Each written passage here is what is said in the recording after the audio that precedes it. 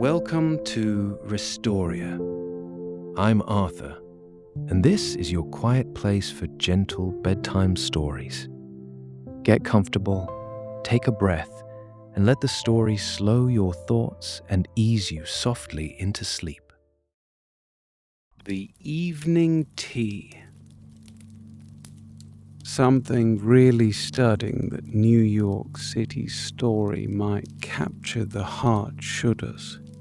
The clock in the hall had ticked through every evening of Edith's life in that house, and she no longer heard it as a sound so much as felt it as the pulse of the rooms.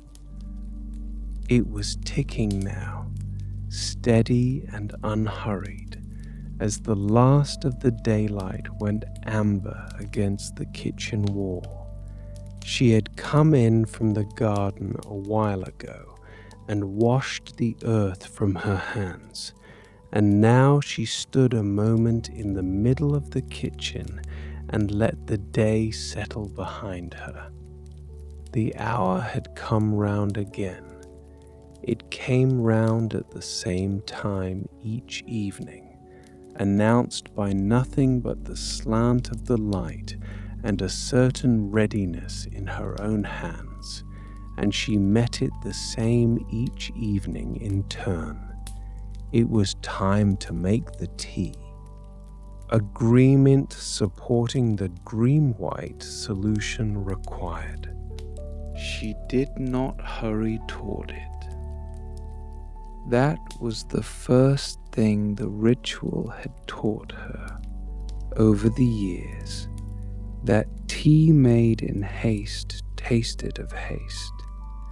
So she moved to the range at the pace the evening set, and she took up the kettle by its worn wooden handle, and she felt the weight of it, empty, before she carried it to the tap. The water came cold and loud into the hollow of it, a rising note as it filled, and she watched the level climb and shut the tap off at the same mark she always chose, a little above half, enough for the pot and the warming and no more. Then back to the range with it, heavier now. The stove had been banked low all afternoon, and she opened the damper and let it draw, and set the kettle over the plate where the heat was best. It would take its time coming to the boil. She had never once minded that. The waiting was part of it, perhaps the best part. The stretch of minutes with nothing asked of her but to stand near the growing heat and let the kettle do what kettles do. She rested one hand on the rail of the range, where the enamel had worn away to bare metal under exactly that hand over exactly that many years, and she looked out through the window at the garden going dim, and she waited. The stove had been banked low all afternoon, and she opened the damper and let the kettle over the plate where the heat was best. It would take its time coming to the boil. While the kettle heated, she made ready the rest. She took the brown teapot down from the shelf where it lived, the squat one with the good round belly that held the heat, and she set it on the board beside the caddy. She lifted the lid of the caddy, and the smell of the leaves came up to meet her, deep and sweet and faintly of the far places the tea had come from, and she breathed it in once before she measured. 1 spoon for each cup and 1 for the pot, her mother had taught her, and though she made tea now for 1 cup only, she yet put in the spoon for the pot, because the pot did not know how many would drink and liked to be given its due. The teaspoon she used was a bent one. The handle had taken a curve to it some 40 years ago, levered under the lid of a paint tin by a husband gone many years, and it had come back to the drawer bent and been used bent ever since. She had a drawer of good straight spoons a step away. She reached past them every evening for this one. It sat wrong in the hand, and it dipped crooked into the caddy, and it was hers in a way none of the straight ones would ever be, and she could no more have thrown it out than she could have thrown out a finger. She measured the leaves with it now. The crooked dip she knew by feel, and tapped it clean on the rim of the pot. And she measured the leaves with it now. The kettle had begun to make its first sounds by then. The faint tick and creak of metal taking heat, and under it a low stirring as the water at the bottom began to move. She knew every stage of that music. There was a good while yet before the boil. First, the stirring would build to a kind of whisper, and then the whisper would thicken to a steady murmur, and then, just before the end, there came a curious hush as the sound dropped away, the moment before the water threw itself over into a proper rolling boil. She had read once that the hush was the little bubbles collapsing before the big ones formed. She liked knowing it. She liked knowing it. She liked even more the sound itself. The kettle was evaporating. Sugier nodded. The old cat came in while she waited, drawn from wherever he had spent the afternoon by the particular sounds of this hour. He knew the ritual as well as she did. Kettle, caddy, the tap of the crooked spoon on the rim, and then, soon after, a saucer of warm milk set down for him on the floor by the stove. He wound once around her ankles to remind her of his part in it, and then sat a little apart, tail curled over his front paws, watching the kettle with the same patience she watched it, the two of them keeping the vigil together. The clock ticked on in the hall. The light on the wall had gone from amber to a deep rose. The clock ticked on in the hall. The light on the wall had gone from amber to a deep rose. The clock ticked on in the hall. The light on the wall. The kitchen at this hour was her favorite version of itself. The overhead lamp stayed off until full night, and so the room took its light from the window and the open door of the stove, a soft mixture of the last of the day and the first of the fire, and everything in it went a little golden and a little vague at the edges. The copper pans on their hooks held the glow. The scrubbed table gave it back from its pale grain. She had stood in this room at every hour there was, but she loved it best now.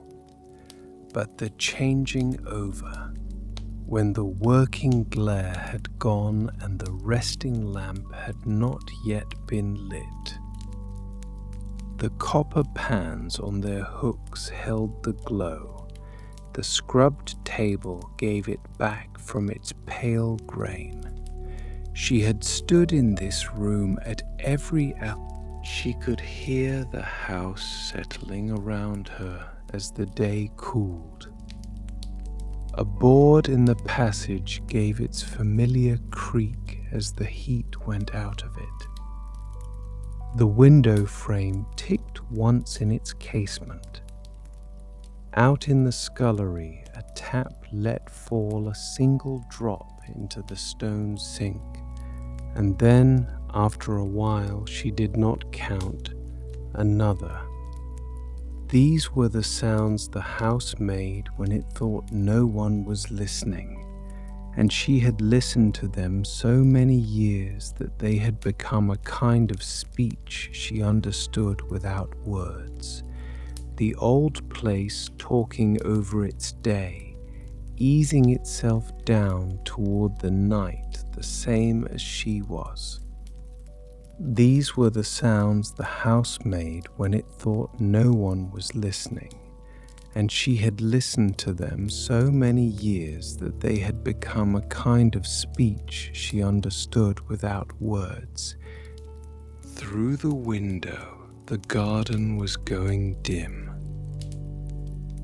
She could still make out the pale shapes of the late roses by the wall and the shadowed rows of the beans she had tended that afternoon, and beyond them the apple tree, and beyond that the first hedge losing itself in the dusk.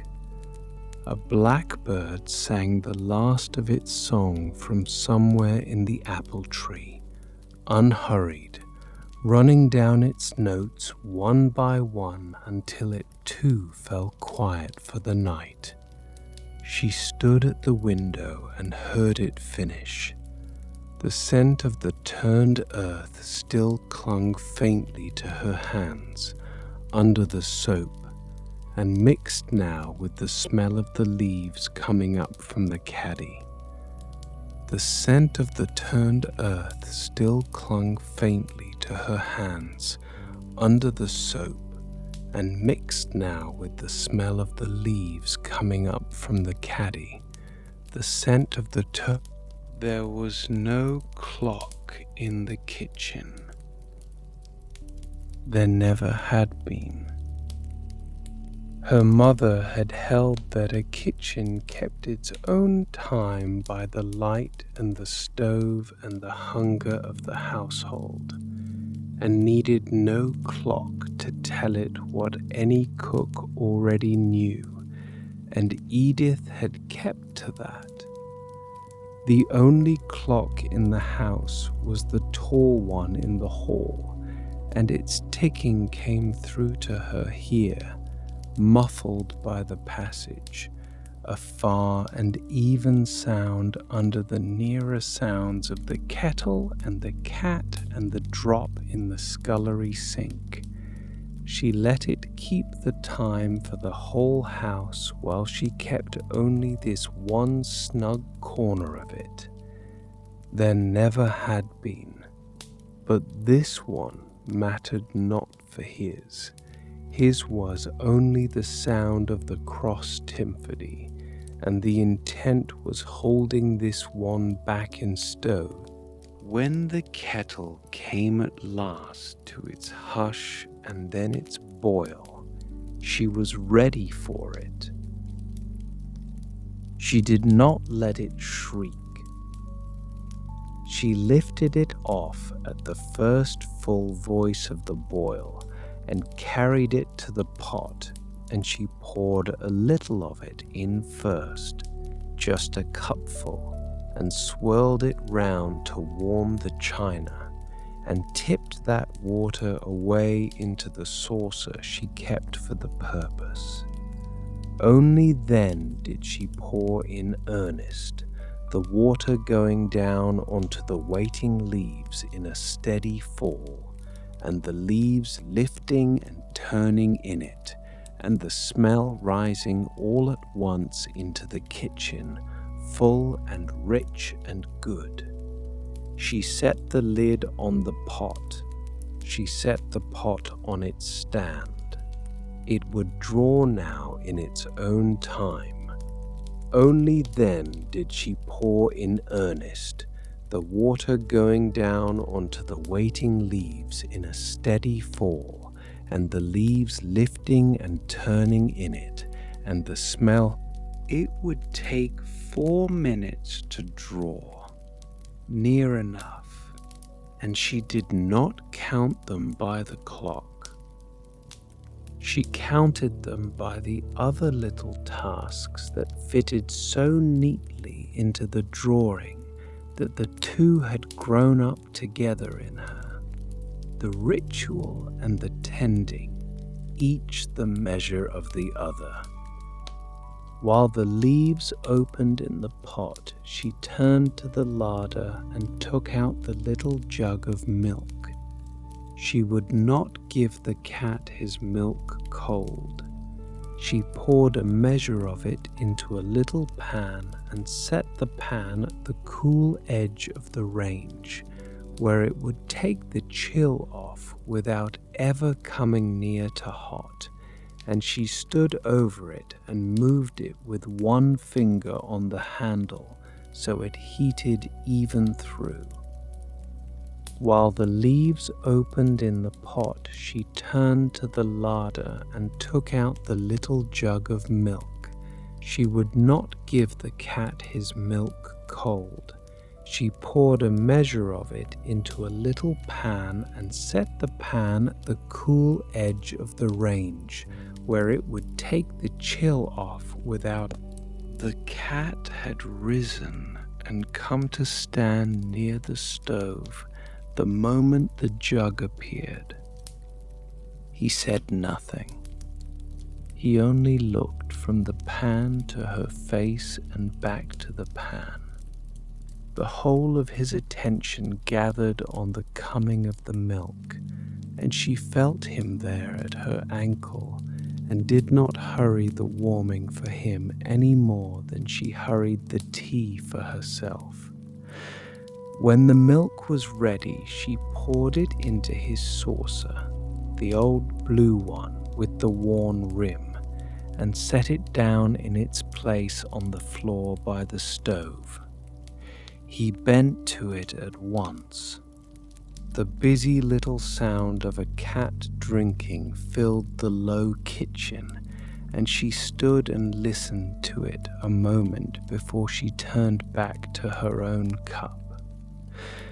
The sound of her brisposi, ever since the time it was the shame before he had leaped from the palms onto walls, and she bent every single prefinic as if she did not need it for the matip-printig hedge. The cat had come to her one autumn as a half-grown stray, thin and wary, appearing at the scullery door in the rain one evening and refusing to come in and refusing to leave. She had set a saucer on the step and gone back inside and not looked at him, which is the only sure way to win such a creature, and by the turning of the week he had crossed the threshold, and by the turning of the month he had taken the hearthrug as his own. He had never once thanked her for it. Cats do not. Cats do not. But he had chosen her out of all the doors in the village he might have sat at in the rain, and there is a kind of thanks in the choosing that outlasts any other. Cats do not. Say something old now himself, in the way of cats, gone a little stiff in the hips and a little deaf to all but the sounds that mattered to him, of which the chief was the tap of the crooked spoon on the rim of the pot. The two of them had grown old together over these evenings without either of them marking it happen. Two old creatures keeping one another's company at the close of the day, asking little, giving what they had, each the other's reason to keep the hour the same. She would have made the tea without him, but it was better made with him there, and they both knew it, and neither had ever needed to say so. Say something random.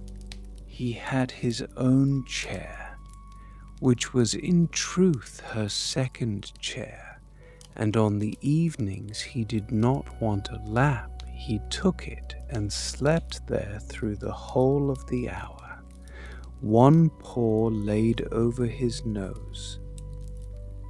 She talked to him no more then than she did now, which was not at all, and they were content with that arrangement, as they were content with most things between them.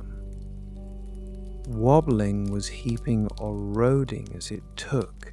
The ground was dreaded for them, but for the next aim hid almost profit the mast, with contentment late night, and then on the evening again. The tea hour changed its face with the seasons, though its nature stayed the same. In high summer she took it late, with the door propped open to the garden, and the light lasting long past the drinking of it, and the moths came in to blunder softly at the lamp once she lit it, and she drank the last of the cup nearly cold and did not care. The swifts would be screaming their high circles over the roof in those months, and the scent of the stocks by the door would come in on the last of the day, and the tea hour ran on into a dusk that seemed in no hurry to end. The swifts would be screaming their high circles over the roof in those months, and the scent of the stocks by the door would come in on the last of the day, and the tea hour ran on into a dusk that, say, in autumn came the evening, always a particular evening, when the fire wanted lighting for the first time since spring. She knew it by a certain edge in the air at tea time, a coolness that had not been there the day before, and she would kneel and set the first fire of the season and touch a match to it, and the room would take on again that red flicker it had gone without all summer. There was always a gladness in that first fire. The house seemed to remember itself. The cat would come and sit closer to the hearth than he had in months, and the tea would taste, to her mind, more like itself. There was always a gladness in that first fire.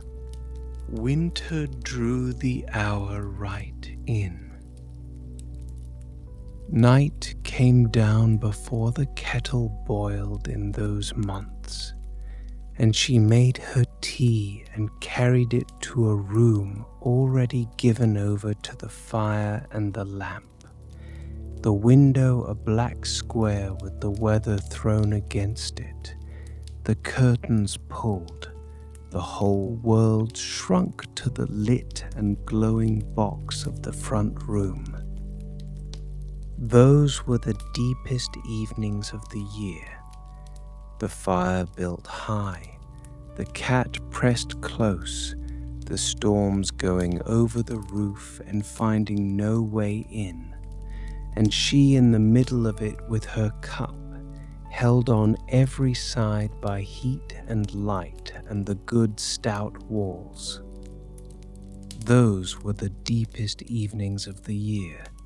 The fire built high, the cat pressed close, the cat's stink a wake meggy murmur that dawns ridged the skies, for those were the tormenting and then spring, and the light coming back a little earlier each evening, and the blackbird returning to the apple tree to sing the hour down, and the door cracked open once more to a garden waking up.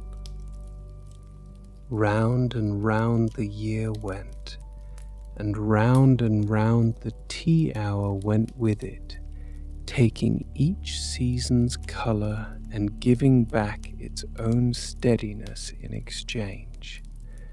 Round or winter, full house or empty, the kettle filled a little above half, and the pot was warmed, and the leaves were measured with the crooked spoon. The year turned about that fixed point like a wheel about its hub. The year turned about that fixed point like a wheel about its hub. She thought sometimes that this was the truest thing she knew about a long life. Not that it was made of great events, the weddings and the burials and the moves from house to house, though it had those.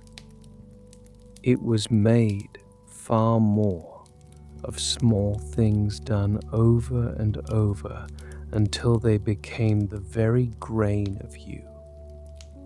10,000 cups of tea, 10,000 fires watched down to their coals, 10,000 evenings that were each, at the time, nothing in particular, and that together were the whole of a life well kept. She was in one of those evenings now. It was nothing in particular. It was everything she had. It was everything she had. She was in one of those evenings now. It was nothing in particular. It was everything she had. Her cup she took down from the second shelf, the one with the roses on it, worn nearly to ghosts. It had been her mother's, and it was thin at the rim in a manner the new cups never were, thin enough that the drink seemed to taste different from it, cleaner, though she knew that could not truly be so. It had a fine crack running down one side, a hairline she had watched for years and that had never yet gone through, and she handled it always with a certain care, turning it so the crack sat under her thumb where she could keep an eye on it. One day it would give. Until then it was the cup she drank from, and she would not trade 100 sound ones for it. One day it would give. She could see her mother in this kitchen when she held that cup. Not as a picture exactly, more as a presence at her shoulder, a set of movements she had watched 10,000 times as a child and had then, without ever meaning to, made her own. Her mother had stood at a different range in this same corner and warmed the pot the same way and counted the spoons the same way and said the same thing about the pot liking its due. The words had come down to her along with the movements, and she said them now in her own head in her mother's voice, and it did not make her sad. It was a kind of company, having those hands inside her own, not as a kenk-free tatits Polaris. The tea set had been fuller once.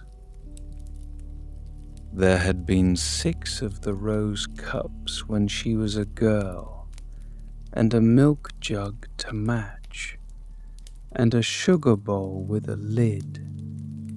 The years had taken them one by one, as years do with china. A cup knocked from a draining board, a jug that slipped from a soapy hand, the lid of the sugar bowl gone so far back that she could not remember its going. 3 cups were left now, and the bowl without its lid, and the pot which had outlasted all the rest. She did not mourn the broken ones. Each had gone in its own ordinary moment, and the ones that remained were only dearer for having lasted. The tea set had been fuller once. There had been 6 of the rose cups when she was a girl, and a milk jug to match, and a sugar bowl with a lid.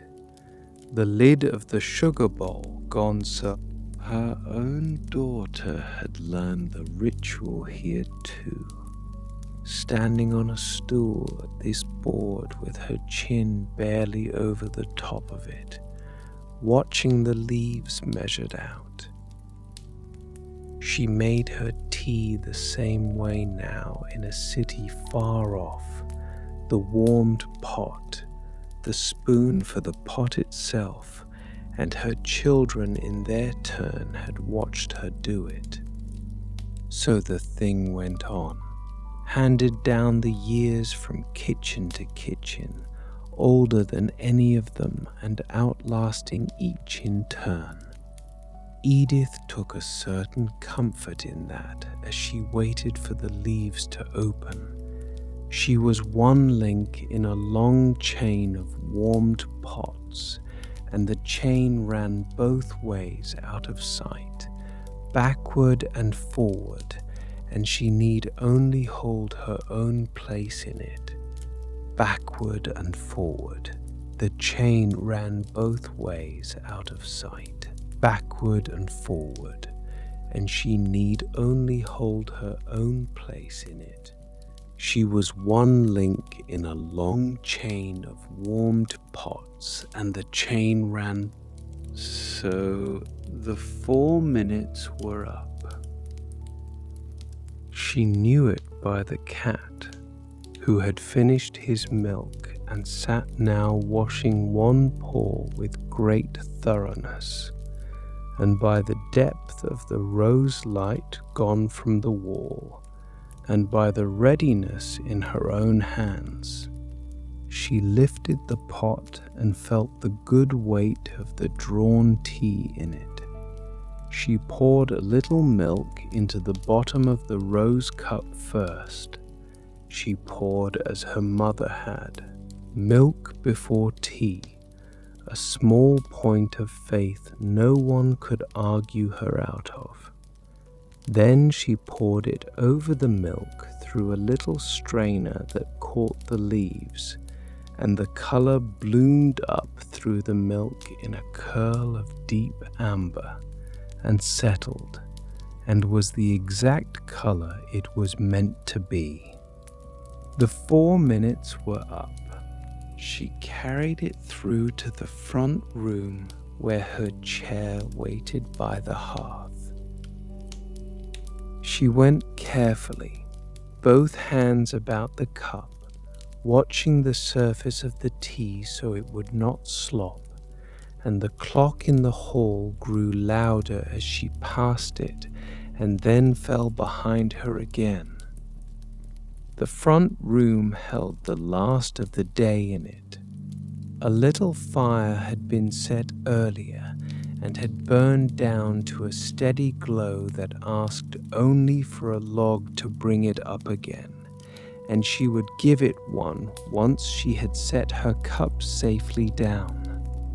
The room smelled of wood smoke and the cup in her hands, and faintly of the lavender she kept in a bowl on the sill. It was her favorite room in the world.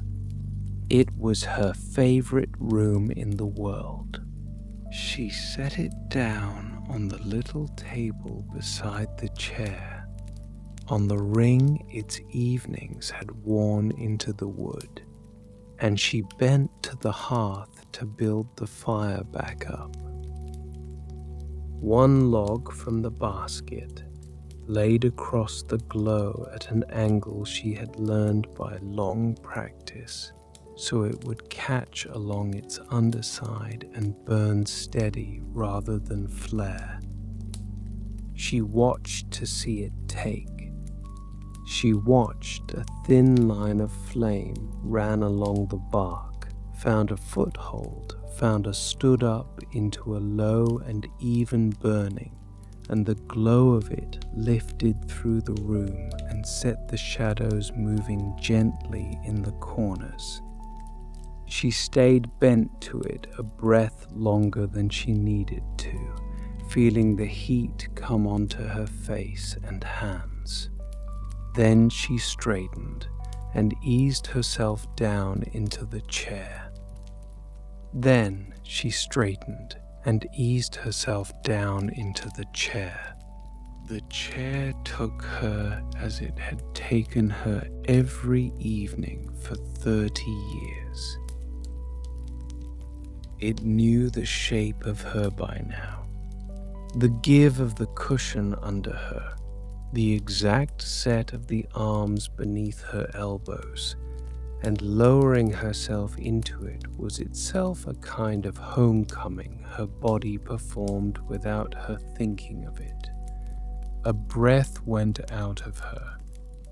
The day came off her shoulders and settled somewhere down near the floor and stayed there.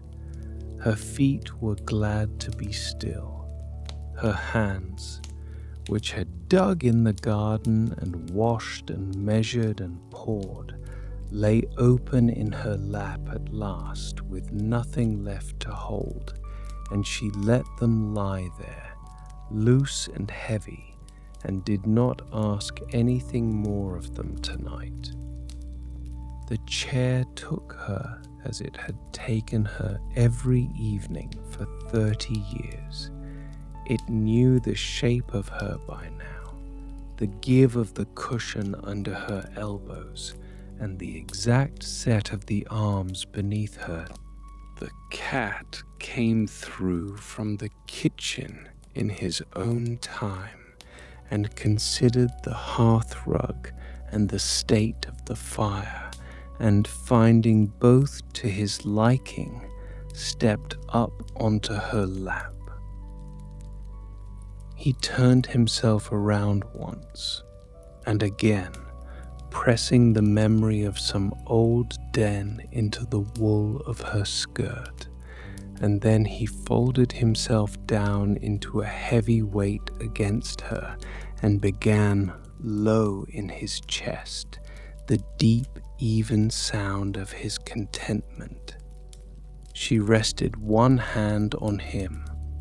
The purr came up through her palm and along her arm, a small engine of well-being, and under her hand she felt the even rise and fall of his breath set itself somewhere near the rhythm of her own.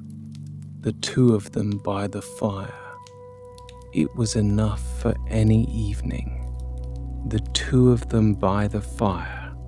She let it stand a minute more before she took it up, until it had come down from its first fierce heat to the temperature she liked, hot enough to comfort and no hotter. Then she lifted it with both hands, the crack turned safe under her thumb, and drank. Then she turned the first mouthful was the one that mattered. It went down through the middle of her and spread a plain and honest heat behind her ribs, and something in her that had been waiting all day for exactly this let go of its waiting. She held it against her for a moment after, both hands round it, taking its heat into her palms, and looked into the fire over the rim of it. Then she lifted it with both hands round it, taking its heat into her palms, and looked into the fire over the rim of it, taking its heat into her palms, and looked the front room had gathered itself into the firelight, as it did each evening as the window went black. The dresser stood against the far wall with its plates on end, catching the glow along their edges. The clock she could hear but not see kept its patient count. On the mantel a few things sat that had sat there most of her life: a brass candlestick, a photograph gone soft and brown, a bird carved from a piece of pale wood by a hand she had loved. She did not look at them one by one tonight. She only knew they were there, as she knew the walls were there, holding the room around her while the dark came down outside the glass. The dark came down outside the glass. She then winked the change permission. Some evenings she read in this hour, or took up the sock she was forever half through darning. But tonight she did neither. Tonight she only sat and drank and let the fire hold her eye. There is a skill in doing nothing that the young rarely have and the old sometimes learn, and she had learned it. To sit without reaching for a task, to sit without an hour be only itself and ask nothing of it, to sit without her shoulder now. The cat needed nothing but her lap. The drink was drawing its patient heat through her from the inside, and the clock was keeping the time so that she did not have to, and there was, for once in the whole turning day, nothing at all that she was required to do. There is a skill in doing nothing that the young rarely have and the old sometimes learn, and she had learned it.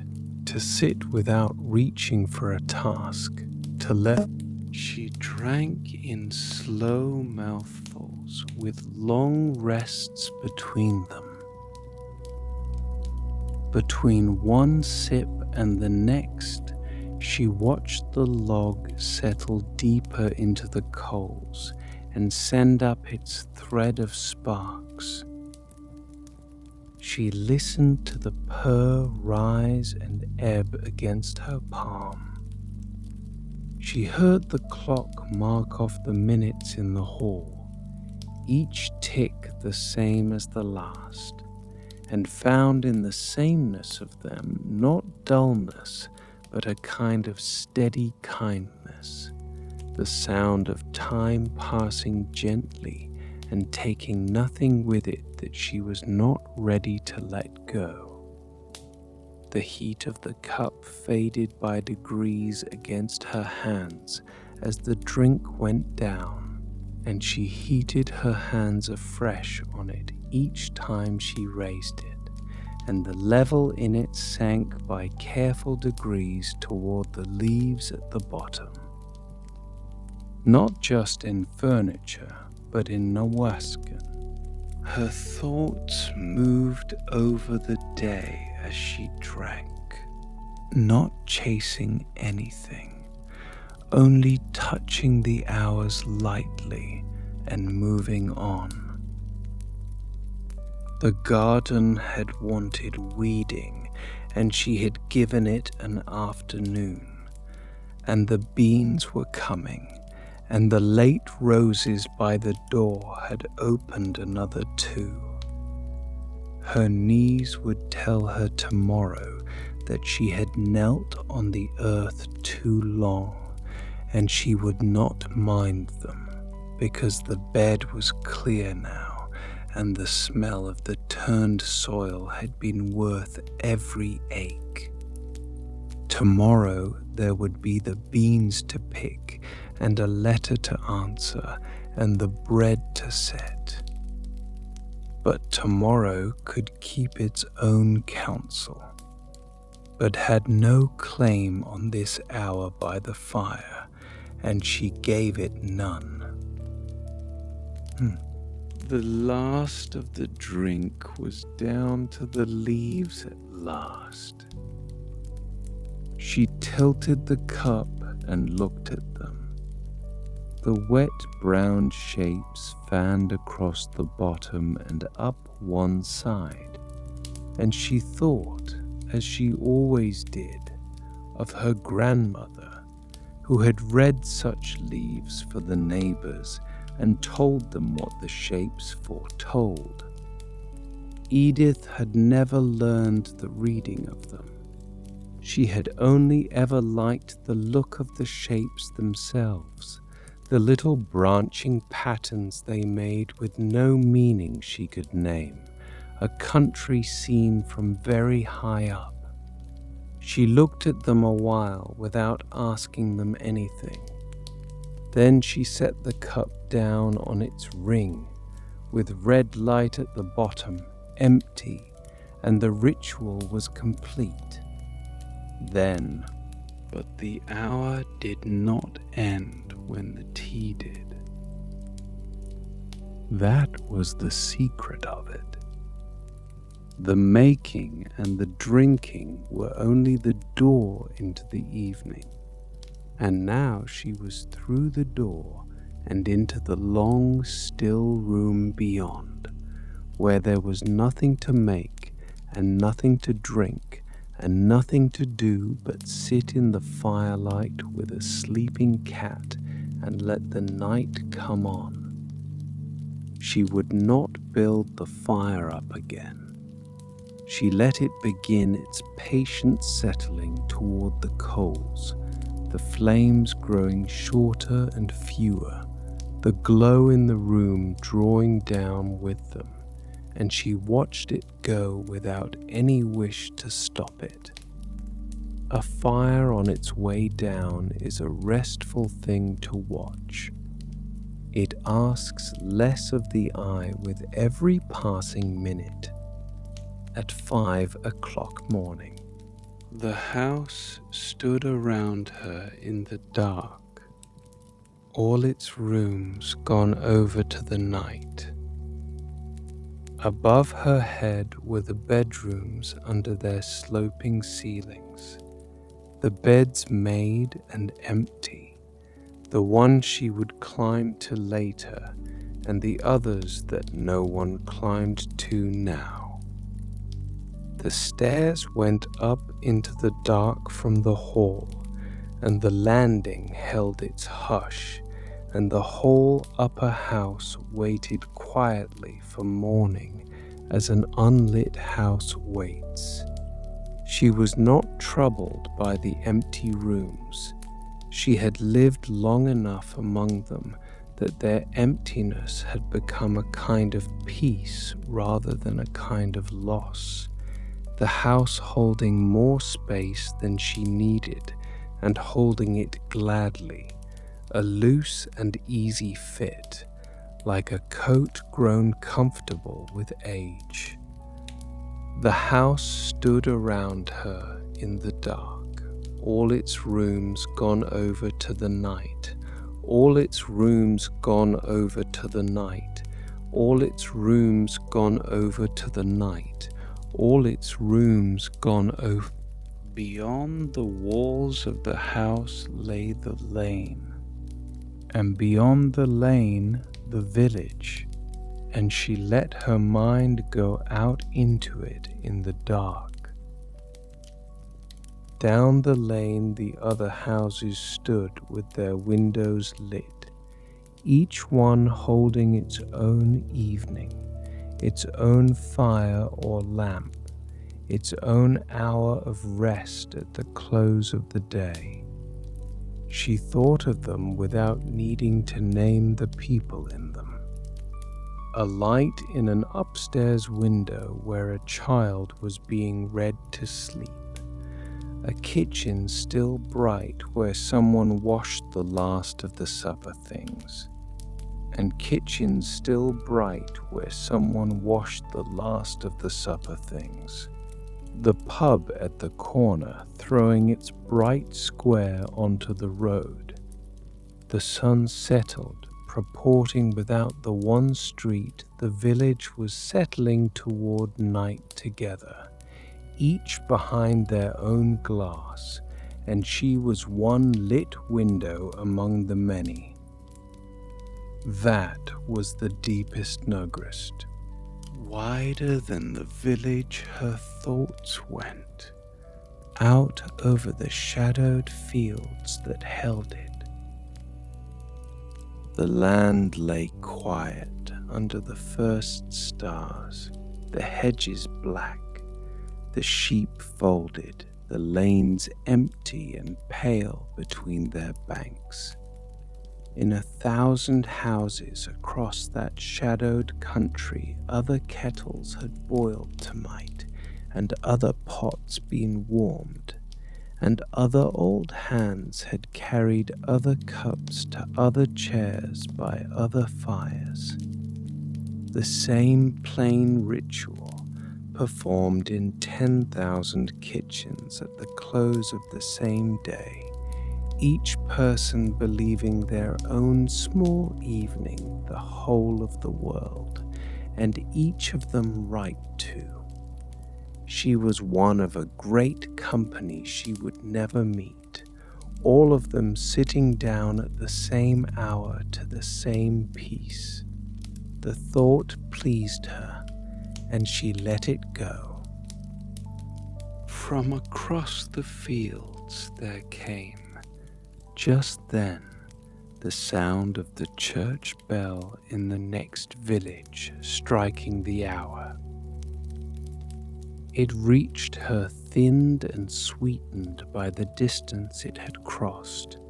Each stroke, a round bronze note, let fall into the dusk and carried to her over the hedges and the dim meadows.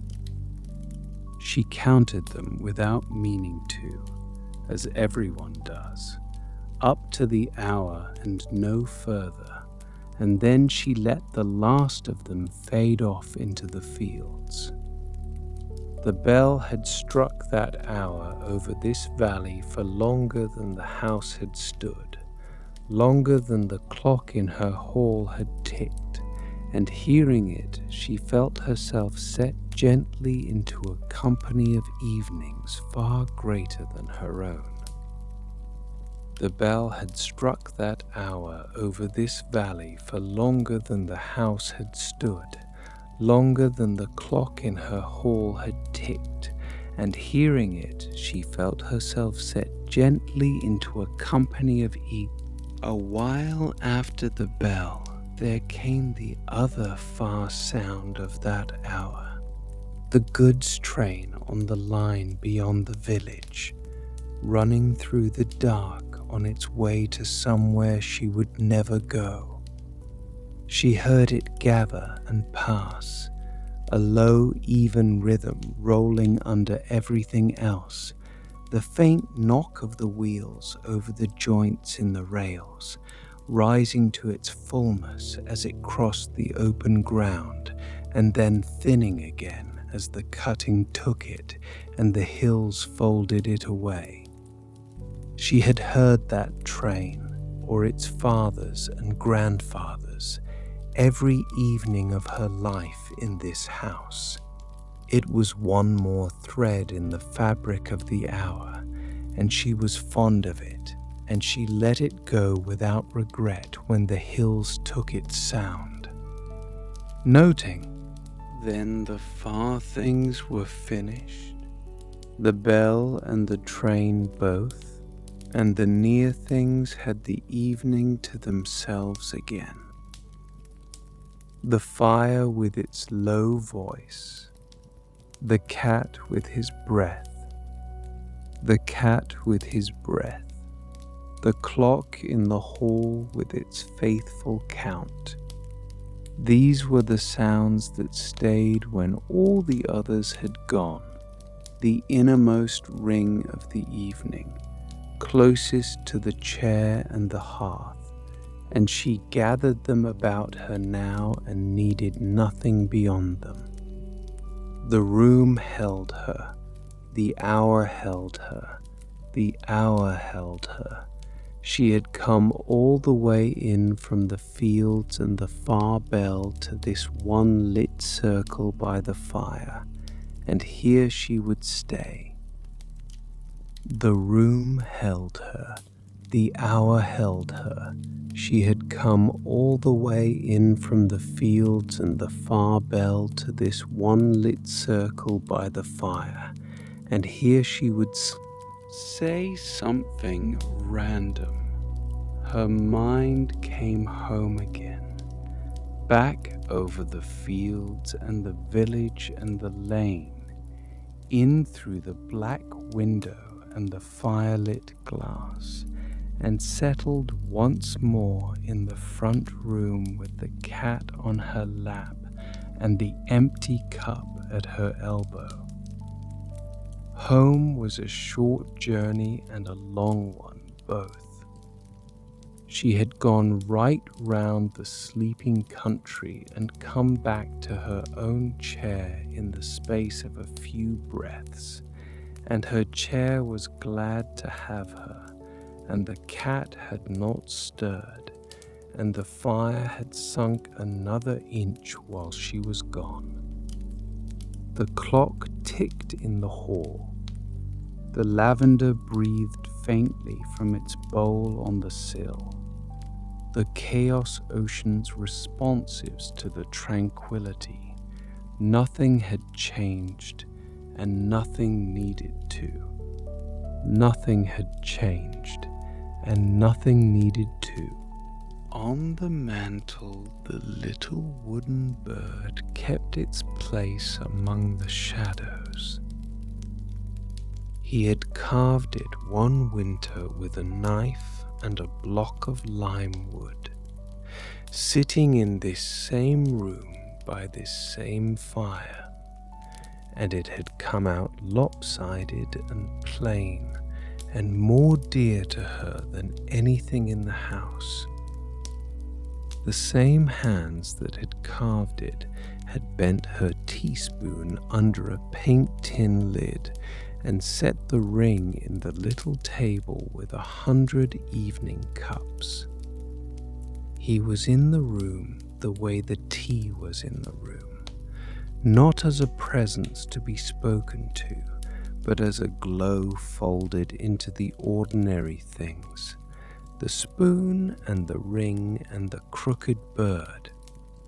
She did not grieve him in this hour.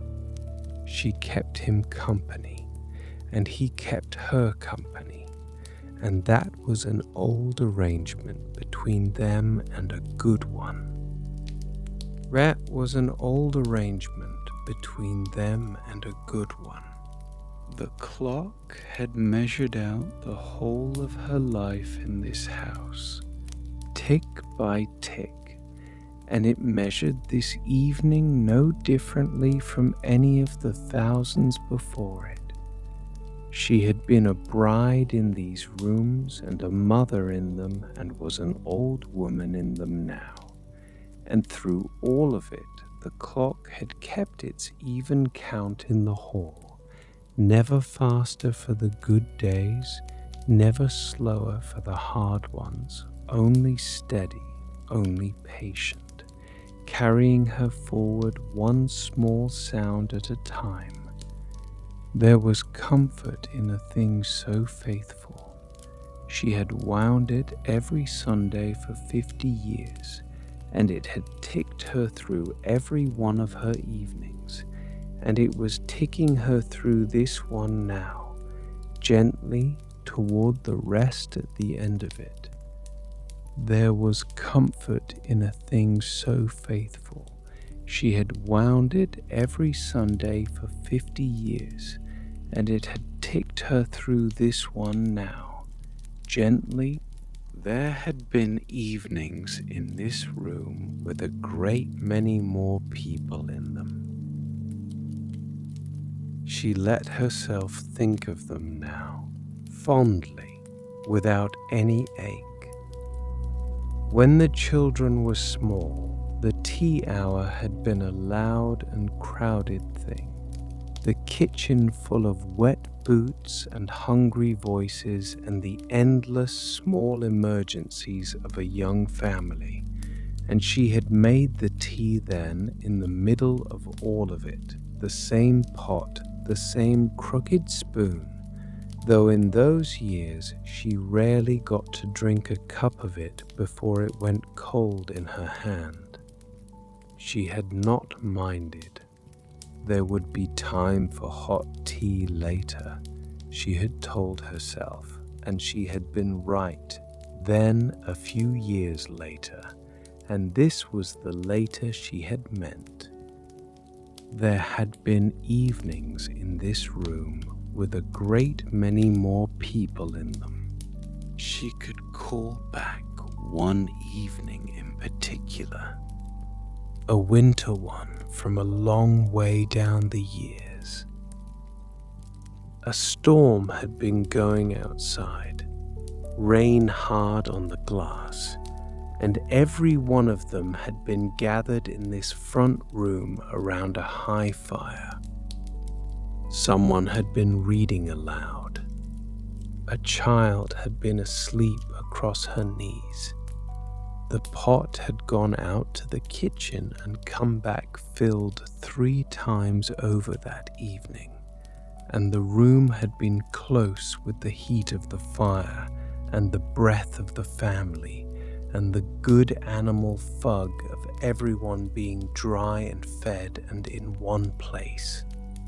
She had thought, even then, with the sleeping child heavy on her lap, that she would like to keep that hour forever, said the artistic statement. Say something worth it. She had not kept it, of course. No one keeps such hours. The children had grown, as children do, and gone out one by one into their own lives and their own kitchens, and the evenings in this room had emptied by gradual degrees, a chair freed up here, a voice gone quiet there, until the loud, crowded hour had thinned right down to a woman and a cat and a single cup. It had happened so gradually that there had never been a last full evening she could point to and say, there, that was the end of that time. It had simply become this time instead, one evening blending into the next, the way a river becomes the sea without any line drawn between them. No one keeps such hours, and she had thought, before it came, that she would mind the quiet of it, that the empty chairs would reproach her, that a single cup would seem a poor thing after a table full of them. But it had not turned out so. The quiet, when it finally settled over the house for good, had come as a friend and not a thief. It had given her back the hour she had promised herself all those busy years, the hot cup, the still room, the fire watched right down without one interruption. She had earned this peace across a lifetime of loud evenings, and now that it was hers, she meant to have the good of it, and she did, every evening, without fail. That sort. The ritual had not changed through any of it. That was the wonder of the thing. A full house or an empty one, a table of cups or a single rose one, the making was the same. Fill the kettle a little above half. Warm the pot. 1 spoon for each cup and 1 for the pot itself. Let it draw its 4 minutes. Milk in first. Let it draw its 4 minutes. The steps had carried her through every season of her life without altering by a hair, and they would carry her through whatever seasons were left, and there was a great steadiness in that, a rope to hold in both hands while the years did what years do. There, tonight, there was 1 cup. The pot still got its spoon. The hour still had its shape. Those were the steps had carried her through every season of her life without altering by a hair, and they would carry her through whatever seasons were left equals the Christamen in her, for curiosity. The fire had come down to a low bed of embers now, the flames all gone, and what light it gave came up red and even from the coals, and laid a dim rose glow across the hearth and the rug and the front of her chair. The far side of the room had given itself over to the dark. She did not mind the dark gathering. It came in from the corners a little further with each ember that dimmed, closing the room down to the size of the fire and the 2 of them beside it, and the smaller the lit circle grew, the safer it seemed, the more like a nest hollowed out of the whole wide night. She sat at the middle of that dwindling glow and felt no wish to set a lamp against it. The fire had come down to a low bed of embers now, and she sat at the middle of that dwindling glow and felt no wish to set a lamp against it. It came in from the corners a little further. The cat had gone from his purring into a deeper sleep. The engine in his chest had wound down by degrees until it stopped, and now he only breathed, slow and even against her. A loose and boneless weight sunk into her lap. She kept her hand on him. Through her palm she could feel each breath he took, the faint rise, the fall, the pause between, and she found that her own breathing had crept over the evening into the same unhurried measure, the 2 of them rising and falling together in the failing light. She could not have said where his rest ended and her own began. She could said they had folded into one quiet thing by the fire, the woman and the cat, and the fire kept them both. The fire kept them both. Through her palm she could feel each breath he took, the faint rise, the fall, the pause between, and she found that her own breathing had crept over the evening into the same unhurried.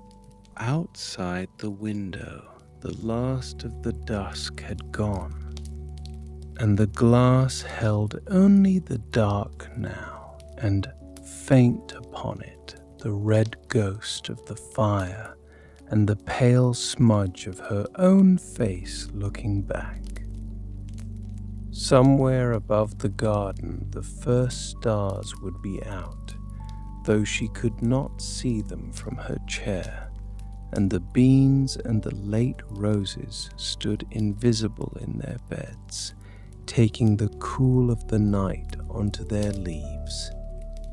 The lavender on the sill gave off its faint, dry scent into the room.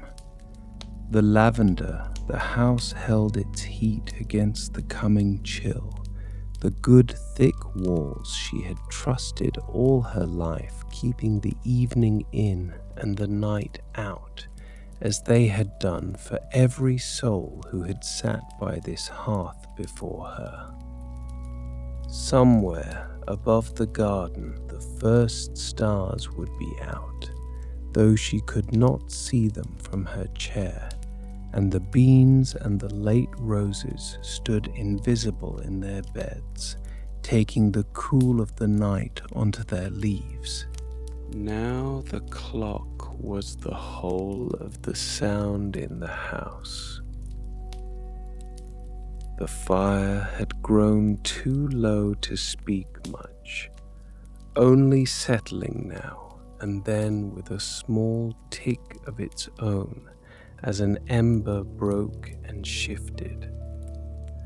The cat made no sound but his breath.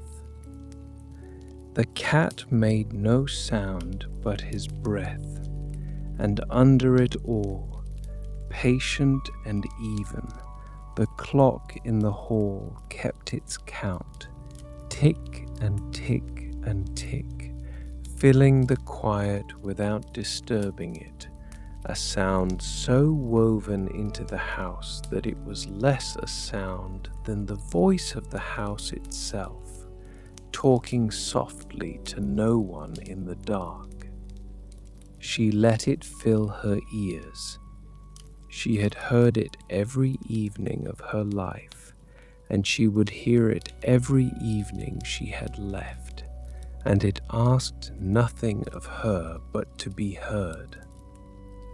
Still, her eyes had begun to close of their own accord between one ember and the next. She let them. There was nothing left in the room that needed watching.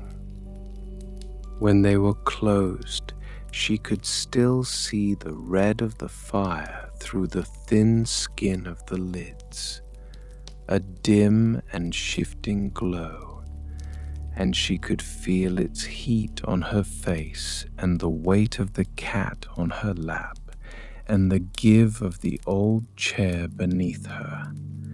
And these were enough to tell her where she was without any need to look.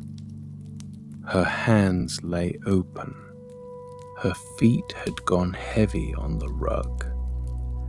The tiredness of a good day's work in the garden lay over her, not unpleasant, a gentle weight pressing her down into the chair and asking her to stay.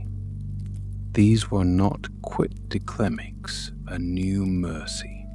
Her thoughts came further apart now, and softer at their edges, and she did not try to hold them. The crooked spoon, the roses worn to ghosts on the old cup, her mother's hands inside her own at the warming of the pot, the little wooden bird on the mantel, the lit windows all down the lane. They drifted up one at a time and hung a moment in the dim glow behind her eyes and drifted off again, and none of them asked anything of her, and she was glad of each as it came and glad again as it went. The clock kept its count under all of them. The fire dimmed by one more ember. The cat breathed on. The cat breathed on. The room had grown very peaceful. The embers held their low red. The cat lay heavy and boneless on her lap. The clock counted on in the hall, patient, even, asking nothing. She sat among these things with her eyes closed and her hands open and let the evening carry her where it wished. The clock counted on in the hall, patient, even, asking nothing. There was no hurry anywhere in the house. There had been hurry once, years of it, the mornings loud with children and the days too short for all they held. That hurry had gone out of the rooms the way it leaves all rooms in the end, gently, without her marking the day of its leaving. What was left behind was this: a fire going down, a fire cat asleep, a clock in the hall, a clock it was not less than what had been before. It was only quieter, and she had grown to fit it. What a crystal risks working tended. The heat of the fire reached her face and hands and asked her to stay where she was. She stayed. Her breath went out and came in and went out again, deep and even, in time with the cat under her hand. The tiredness in her limbs had turned to a pleasant heaviness, the kind that comes at the right end of a day and means only rest. She let it hold her down in the chair. She had nowhere she would rather be. She had nowhere she would rather be. She let it hold her down in the chair. An ember settled in the grate with a small dry sound. The red of it dimmed a shade. The dark in the far corners came in a little closer, and the lit circle round the hearth drew in with it, smaller and dearer, holding the chair and the cat and the woman and nothing else. The clock ticked. The lavender breathed from the sill. Somewhere far off, a single dog barked once and left the night quiet behind it. Somewhere far off. Her thoughts had almost stopped their drifting. What was left of them came slow and plain. The heat on her face, the weight on her lap, the count of the clock. These were not quite thoughts anymore.